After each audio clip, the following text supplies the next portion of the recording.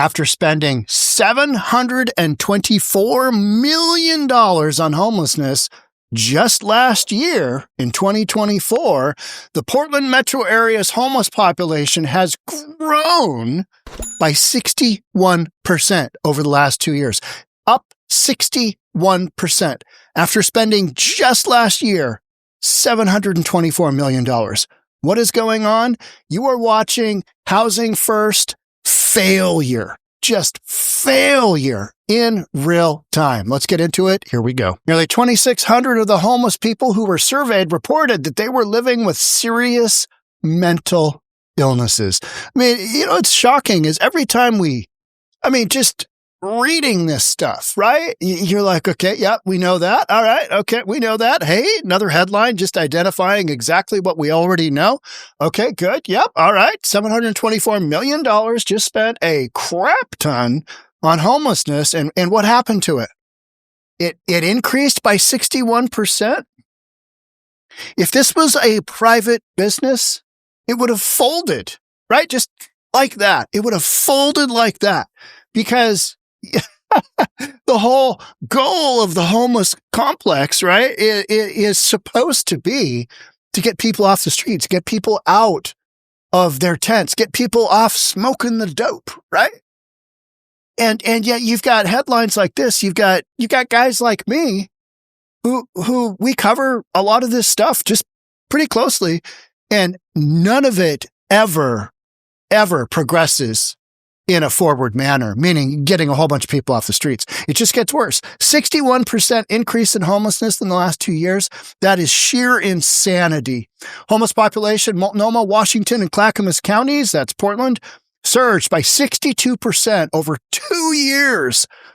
Latest point in time count, that's the PIT count, right? That's the count that all the federal dollars are based off of, which is a bunch of random people go off into the streets and, I see a homeless person over there. It's known to be wildly inaccurate, but that's what literally billions and billions of federal dollars are based on. I see one over there. All right, chalk that one up on your list. Conducted by Portland State University's Homeless Research and Action Collaborative, shows that there were 12,037 homeless individuals in the Tri-County area on January 22nd. 12,000. That is a massive population. Now, consider that it's probably underreported by at least 50%. So you've probably got 25,000 homeless individuals, something like that. And we don't really know. I'm just throwing out a number there. This includes 940 unhoused people. Okay, I don't really care about the breakdown there. During Portland City Council's Homeless and Housing Committee meeting on Tuesday, the county estimates about 48% of the homeless population was entirely unsheltered. That, almost half of Portland's homeless population is unsheltered. That is a wild number in and of itself. That means because what you've got is you've got sheltered and then you've got unsheltered. And the difference being unsheltered, literally living out in the streets, because sheltered covers like shelter situations. You've got permanent housing. You've got all this kind of housing where people transition to. 724 million. Clearly, you're not spending a lot of that on mental health care or getting people into treatment centers, are you? No, we're not. When homelessness goes up by 61%, that's when the drugs are good in Portland. The drugs are good in Portland.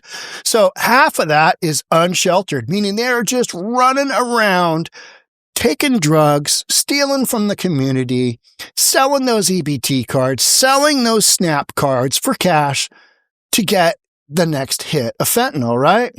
Compared to those living in emergency shelters, transitional housing, and safe havens, that's what a homeless population who is sheltered. That would be the difference, right? So you got half of the 12,000 people just running around willy-nilly with swords, sometimes with clothes on, sometimes not.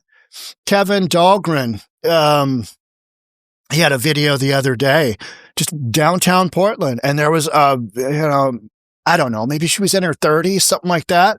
A female just whacked out of her mind on drug, had not a stitch of clothing on her. And it's winter. I mean, it is not exactly, it's not nude sunbathing weather here in the Pacific Northwest by any means. That is a cold proposition. And in Portland, and it's wet, and you just got a bunch of weirdos running around. I mean, and she's just absolutely whacked out of her gourd on drugs. Yeah. It's just not good.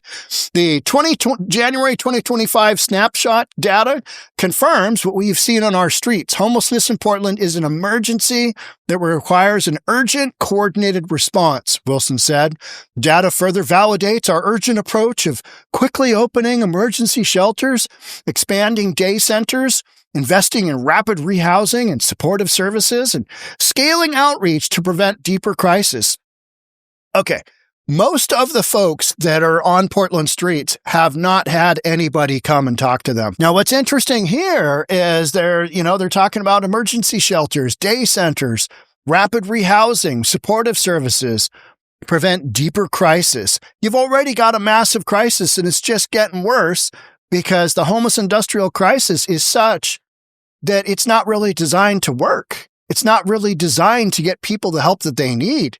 It's designed to just exist, and everybody takes a little piece of the pie, meaning all the workers, all the outreach workers, and vast majority of folks on Portland streets haven't had anybody come do outreach to them. You hear that all the time in interviews. When's the last time somebody came and asked how you were? I've never had anybody come and ask me how I am. And you're like, okay, so where's the $724 million going? Good question, right? Good question. 46% of the county's tri-area homeless population identifies as Black, Indigenous, or people of color, even though the BIPOC community stands at 36%. So half of them are Black whatever, right? Okay. So shouldn't that be a call to action, that right there? Hey, you got a bunch of the BIPOC community. You're not doing anything for them. And the bottom line is, what is the reason that it went up 61%? Because what we're doing, which is housing first, which is a wildly failed model of, well, if you just get people into housing, they're going to be okay. You know what? In fact, let's watch, this is a little snippet from Andrea Suarez. Now, we've seen this before, but this is literally why those numbers, that 61% is getting worse and numbers are not dropping because you have built it and they will come. Housing first is an utter failure. It gets people into housing, but it doesn't take care of their addiction, doesn't take care of their mental issues. And it's not really meant to. They say that it does. Well, there's reach around services. Yeah, there's reach around services, but it ain't in the homeless communities, right? Right? Okay. How was that reach around? Oh, it was really good. Can I have another? Putting people indoors without properly assessing who their neighbors should be, what kind of care they may or not may need. And, here I am 5 years later as a subject matter expert. Why? Because my data is empirical. It's what I saw with my own eyes, over 40,000 hours of logged volunteer hours, 500 cleanups, including cleanups indoors at these various low barrier housing first projects. We call them dig outs, where the garbage is so stacked from floor to ceiling, rats, roaches, bugs. I've seen cockroaches inch long by the hundreds, if not thousands in some of these units, and people simply move out. And that's where I meet them. I'm like, what? You have a home, but you're not in it, and that was not just a one-off anecdotally kind of perspective here. This is 5 years of me working with this population, specifically the crisis population, often people with dual diagnostic untreated mental illness and substance abuse of some sort. Often today, it's methamphetamines and fentanyl together. And people are unable and just simply don't have the faculties to even move in. Just earlier this week, we met Larry and in a drag scene, tents, tarps, RVs, trailers, garbage everywhere, foil strewn, like autumn leaves blowing down the sidewalk here in October in Seattle. And he starts to say, well, who are you guys? And I said, well, we're We Heart. We're kind of like a church mission, but we're not faith-based, but we go out and clean. That's our mission. And and then care. And he said, well, I have an apartment. I'm lonely there. I'm depressed there. I don't have a bed. This is my community here. I'm a drug addict. And it was with the DESC house, and who's the original kind of player in the old guard. If we just give people a house, they'll get better. Correct. And with it being 2025 and we have 10 full years of data behind us, homelessness is an all-time high. We've lost 30,000 people in the state of Washington since we've adopted Housing First. So what would Housing First say? What would the defendants of Housing First say? They would say, well, Housing First does work because if you are able to get the homeless off of the streets into housing, then they can relax, they can get their head together, they can get to a spot where they want to get sober. But when Housing First started, fentanyl didn't exist as a drug that we know it today. Hard to the left. Meth, in the scope that we are seeing it now, didn't exist. Meth and fentanyl together did not exist when Housing First became an ideology. And it's been embraced by all kinds of administrations. I think Obama was first. Yeah, Housing First, greatest thing ever. And does it give people the ability to breathe a little bit? Yes. But then you got to take that step further, and you got to get them to get sober, or you got to get them to get that mental help they need. Otherwise, you just got a bunch of addicts running around doing dope indoors. And that's what the DESC housing typically is. That is where you're seeing all these crazy things happen. It's because Housing First dictates that it's not contingent. Getting a room, getting your own place isn't contingent upon your sobriety. It's not contingent upon you taking your meds. It's not contingent upon you getting help. It's not contingent upon any of that. So let's just let her rip and we'll see how it goes. And should be fine. Well, how's it gone in Portland? Up 61%? Are you kidding me? No, we're not. Portland leaders clash over proposal to defund homeless camp cleanup. Oh, we gotta check this out, because homelessness has gone up by 61%, 2 years, Portland.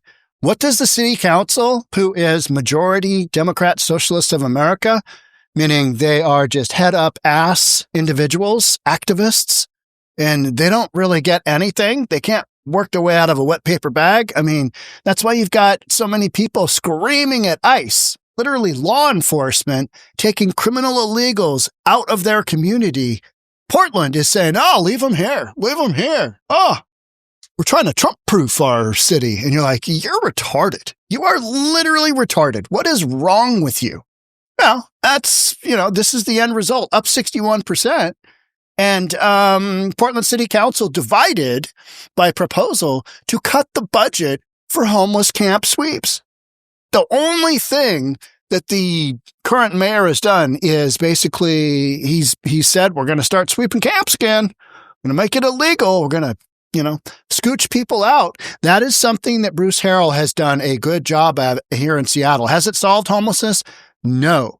But what it does is it's a pushback on it's okay to live wherever the F you want here in Seattle. It's pushback on that. It basically says, we're not going to tolerate this everywhere. Here's the areas where we're not. And then unfortunately, that whole whack-a-mole game, and then the homeless end up in North Seattle. They end up in South Seattle. They end up in Capitol Hill. Capitol Hill right now in Seattle is just getting run over. I mean, they're in a whole bunch of different areas that are being really impacted. And it's because you're not getting the help that they need. City Councilor Angelita Murillo has proposed cutting $4.3 million from the Impact Reduction Program, which is a city team in charge of cleaning homeless camps. Yeah, let's cut $4 million from that budget, because that's really going in the right direction. I mean, just pure insanity. Spend $750 million, but then the programs that actually physically clean up the homeless, let's get rid of them because, we're progressive here in Portland. Just absolutely mind-blowing. He has to find a scapegoat. Councilor Murillo blasts Mayor Wilson over homelessness spending. You know what? Let's give this a little listen to. The other council members against Mayor Wilson, who is trying really hard to try and get businesses and residents from leaving the city. Sweeping is a game of whack-a-mole where you are moving people from sidewalk to sidewalk. Portland City Councilor Angelita Murillo wants camp clearing stopped, saying it's costing millions of dollars and not helping solve its cause. We need people to be connected to job and housing services so that they can actually get off the streets long term. And unfortunately, the mayor's shelter plan and the sweep program does not do that. Instead, Murillo. No, it doesn't, but it is doing something, and eliminating this would be wrong. I agree with what she's saying, but the end result is that the mayor's got to do something to stem businesses and people leaving. And Portland has one of the greatest concentrations of homeless people in its downtown core, and its vacancy rate in the commercial sector is unrivaled throughout the United States. Let's just go with that, right? Because your street conditions in Portland are just horrific. They're terrible. There are no businesses. There's nobody walking around except homeless people and security guards because you don't have enough cops. But let's keep going. Murillo wants to take $4 million from the city budget that funds getting rid of homeless camps and use it instead on services like rent and food assistance, immigrant and refugee support. She says sidewalk clean. Immigrant and refugee support. Yeah, no, hard no-go. No. You need to clean up those homeless encampments. You need to spend that money. You need to double down on that. You need more of that because that actually does a little bit of a surface clean. And right now, you're playing triage in Portland. You are trying to stem the ultimate bleeding from happening. And you're not going to do that by funneling money to criminal illegals. You're not doing that. That's just... but that's why Portland's in the position it is, because it's got leadership that's like, oh, the poor immigrants. No, F them. Keep the streets clean. Do your job. Yeah. And garbage removal would still occur, but it may not be so easy to sweep away the sweeps. The city is bound by a legal settlement to keep sidewalks clear of camps. Mayor Keith Wilson calling Murillo's plan devastating, that it would cause layoffs and leave tons of biohazards on city streets. Yep. One of the counselors, who was a no vote, Dan Ryan. Do you think then we would see, if this passes, a proliferation of tents once again on the streets? Oh, absolutely. Yep. Sure. Back to that type of practice that we're looking at going back to 2020, 2021. I reached out to neighborhood groups. When you heard the fact that things may go backwards, what was your reaction? I was horrified. It's taken a while to get here. The mayor opened all these shelters. We weren't big fans at first, but today we're seeing the effects that he's actually keeping his promises. The street looks cleaner. He says camping enforcement is helping downtown bounce back. I don't understand why the city council doesn't focus on the job it was elected to do, which is clean up the city, make it livable, and make it so that we don't have homeless people on the street. Get them treatment. Spend the money on treatments. Spend the. There it is. Treatment. Treatment is housing. But we don't want to do that because we're progressive and we support housing first because it's going to work. Let's just spend another $700 million and we'll get there. With just enough time, we'll solve homelessness in Portland. Things that will actually help these people get better. All right. The whole thing is just, I laugh because it's laughable that these people are adults and they can't really work out. Why isn't our program working? Your program's not working because it's flawed from the get-go. You are just trying to go like this, get rid of that. It's flawed from the get-go. Now, does it work? Does Housing First work? A little bit, but it doesn't close the circle. It's better than having everybody out on the streets, yes.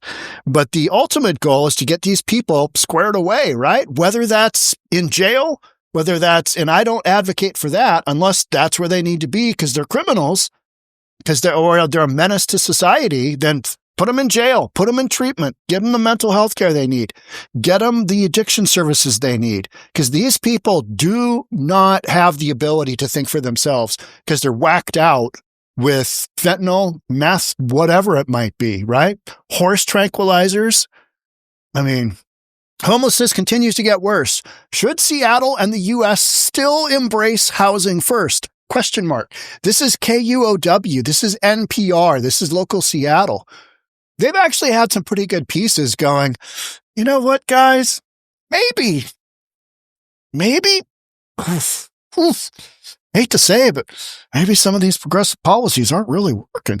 Gee, you think? Yeah, a lot of this is money, right? You need all this money going into the homeless industrial complex, but you don't want to fix it because then everybody's out of a job. So let's do the bare minimum. We'll keep the train rolling. We'll just keep the party going. We'll keep the team, we got the A team together and we're just going to keep going. And so that is where when you actually took people off the streets, got them the help that they needed long term, then those people would be squared away and the numbers would start to drop and you'd actually have some success. But that's not going to happen because we don't have enough treatment centers, mental health, or addiction services, and it's too expensive. That's bottom line. We got rid of all the mental institutions and it's too expensive. So until somebody, and that's why this is a no-win situation. And so the best I think that you can hope for, literally the best that I hope that these folks can hope for in cities like Seattle, in cities like Portland, LA, San Francisco, anywhere you've got heavy homeless population, is that you do the sweeps, you keep the pressure on in your city, and that sends the message out, hey, Seattle isn't open for business for homelessness. We're trying to actually crack down on that. We're making an effort. Portland's got to do the same thing because otherwise you've already built the homeless industrial complex. You've already built all of that structure and the word has gotten out and everybody knows Portland's where it's at. Hey, you want to be a drug addict, homeless? I mean, they'll give you your own damn apartment and you can have a tent and you just run around and do drugs all day. And that's what people are doing. And people with severe mental issues, the woman whacked out of her mind on drugs and fully naked on the streets of Portland. I mean, you don't see that in, developing third world countries. You do not see that. In Portland, it's, clothing optional day. Right? I mean, no, clearly you've got a lady who needs some help. But that's not what Portland's doing because progressive ideology doesn't actually help people. It hurts people. And having people be naked doing drugs out on the streets, that's not the way it should go. But that's the way it's going. So it's going to be, it's going to be one of those musical chairs moments where some cities are going to push back. Some progressive cities are going to push back and go, we got to play that whack-a-mole game. And then others like Portland that have, Democrat Socialists of America loaded up in their city council, you're going to hear what she had to say, which is, well, we should be spending money. Yeah. It's wild stuff. It is wild stuff. And going back to going back to this one, I mean, just that headline alone, right? Just that headline alone. Let me get this moving. Gosh darn it. Now, we got to do the whole thing. Sorry about that, folks. Yeah, there we go. A failure. Portland metro area's homeless population grew by 61% in 24 months. Build it and they will come. Oh, they did all right. They did. And now you're stuck with it. So what are you going to do? Oh, we're going to cut $4 million from the cleanup process. Outstanding. That is pure geniusness. I say we go with it to see what happens because, why not? Make sure you're subscribed, hit that notification bell. Share with friends and family if you feel so inclined, and I'll see you on the next episode. Thanks again for joining. Bye for now.